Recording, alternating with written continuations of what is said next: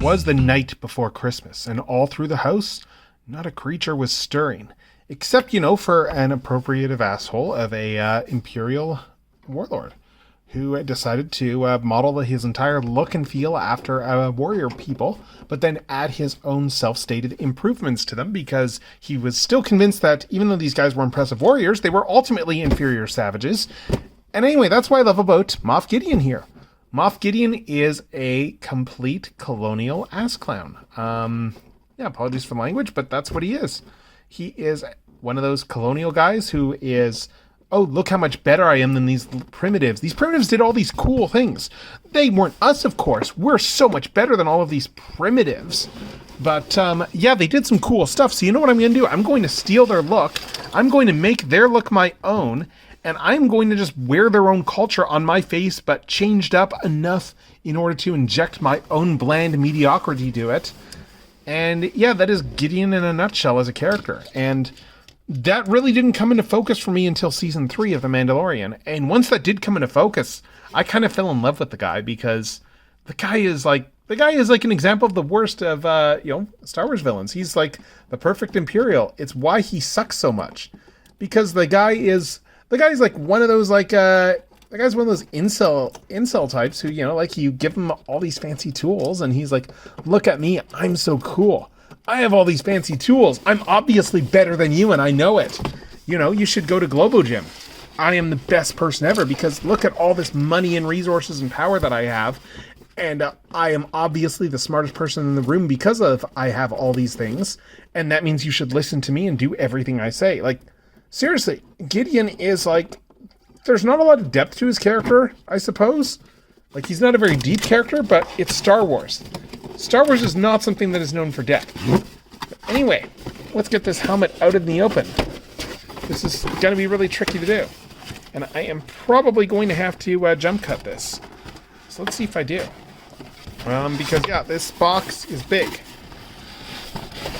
This box is very big. And we can see that we have a nice shiny helmet. And yes, I am going to have to jump cut this because getting this thing out is going to be very, very tricky on camera. I made this very hard for myself here. Very, very hard for myself. And wow, nice. We even have some clear dome plastic over top of this. Nice. Why am I still trying to do this all on camera? This is really, this is hard moding this. I'm at the very edge of what my lightbox physically allows. Like, look at how I've twisted the camera even just out of place. Like, we are at the very limit, my friends. We are at the very limit, and we have a big blurry mess here. But can we get it out? We can. We can get this big blurry mess out. Yes! And we can see that there's just a big box on the inside here. So, let's get this box out. Get this box out of the light box, and then let's take a proper look at this helmet, shall we? So Moff Gideon's helmet.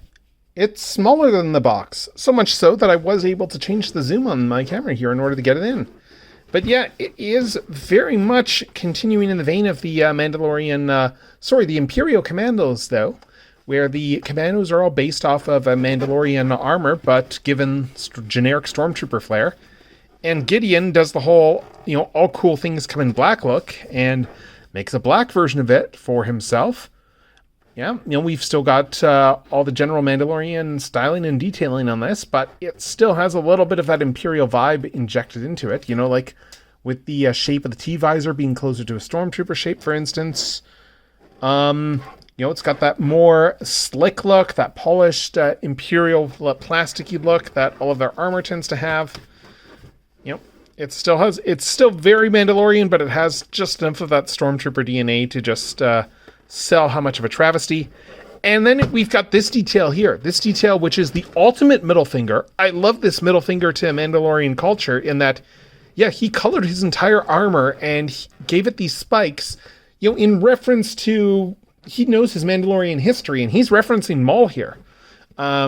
Specifically the former Sith Lord who conquered Mandalore and turned it into his own little playpen as part of an elaborate bid in order to build out his own crime empire and then, to just try and foil Sidious and fail at that.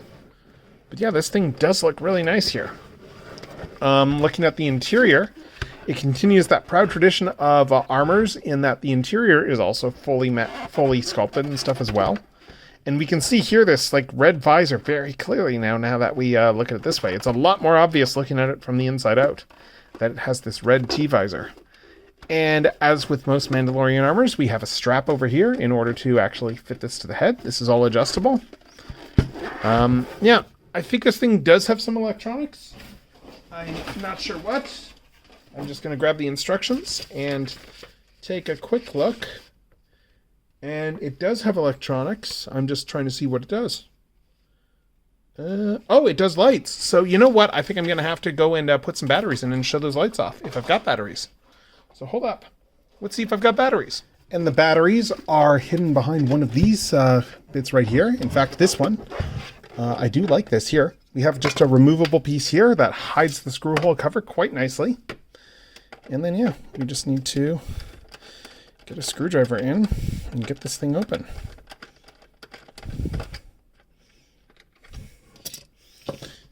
All right, so I'm assuming it only takes 2. I thought it was 3. Okay, I'm not complaining. Yeah, so those go in like that. Close it back up. And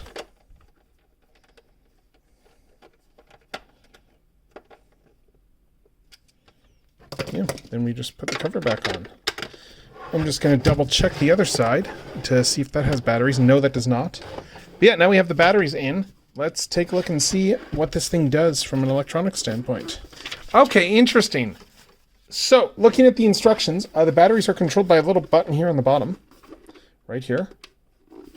And it looks like that this can toggle them on and off. Let's see. There's some display modes for it as well. Yeah, you can see right here, like, yeah, you can see there's a little bit of a shine of lighting there.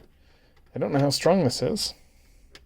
I think we're going to have to dim these lights to properly see the how this lighting works. So let's dim this a bit, and oh yeah, now this is really apparent now. Now that I've dimmed these lights, you can really see this battery-powered lighting here. Yeah, and we can get it to pulse as well too. Like you can see there, it mentions in the instructions that these can stay on for about 10 minutes or so. Press it again to turn these off. Yeah, and then just press it again to flick these back on. And yeah, as I said, it does turn on for about 10 minutes, it looks like here. If we want to do, yeah, it's got a whole thing here for 2 presses. I'm just trying to figure out what this is trying to do here. I think it's just saying that it stays on for 10 minutes here. Yeah, like, yeah, 1 press turns it off here. And then, yeah, and then you just press it again. It'll stay on for 10 minutes according to these instructions. So, yeah, the light up effect is pretty cool. Let me just turn this light off here so we can really see it now. And yeah, you can see this looks really cool here just with all the lighting turned off. It's in fact even more pronounced on camera than it is not on camera. Like this is really neat as a T-visor effect. So yeah, I guess next up is just going to be, let's put this thing on and let's see how it looks, shall we? So, filming Moff Gideon's helmet worn is proving to be really interesting because, well, frankly, I can only see red right now. Like, that red tint is making everything look red, and because of that, it's really hard to see just how well this is actually picking up on camera. But if we turn the lights on now, ooh, we get this really, really cool look. It does not block visibility at all, and in fact, it just makes this look really cool. Yeah, again, nice. It's just pulsing there a little bit there as it comes on, but yeah. You can see here with an actual face wearing the helmet, the red effect does work really well. It is pretty impressive in person, quite honestly, there, just using my daytime lighting. And if we go and we turn off the light, like so, this is very, very striking. Like, as a visual effect, this is really cool. We don't get many light-up effects in Star Wars helmets, so when we do, it's pretty cool. And It's very, very cool here. What can I say? This is pretty neat, quite honestly. It looks really badass, really intimidating, yeah. So cool. Like, just, oh man. They need to do a Clone Commander helmet if they haven't already and give that the light up effect. That'd be rad. Also, just as importantly, because I forgot to mention this, yes, in fact, you can wear this with glasses on. That's a very important thing for people like me who do wear glasses. So, yeah, important note to make right there. Moff Gideon's helmet makes for an excellent end to this advent calendar and for Christmas Eve because, you know what? Santa Claus is coming. And it's time for an entitled prick of an Imperial warlord to go and attack him, steal his sleigh, appropriate his entire operation, and then start to go on rants to all of his friends and enemies about how much better he is than this jolly, red-clad elf who does exist in the Star Wars universe because Christmas in the Stars exists, and Christmas in the Stars has songs about Santa Claus. So yes, Santa Claus is Star Wars canon. So you'd better watch out, you'd better not cry, you'd better not pout. I'm telling you why. Giancarlo Esposito is going to unalive Santa Claus and replace him. And make a black Imperial version of Santa Claus that you're all going to know and loathe. So with that said, this is General Techno signing off. Have a fantastic Christmas, everyone.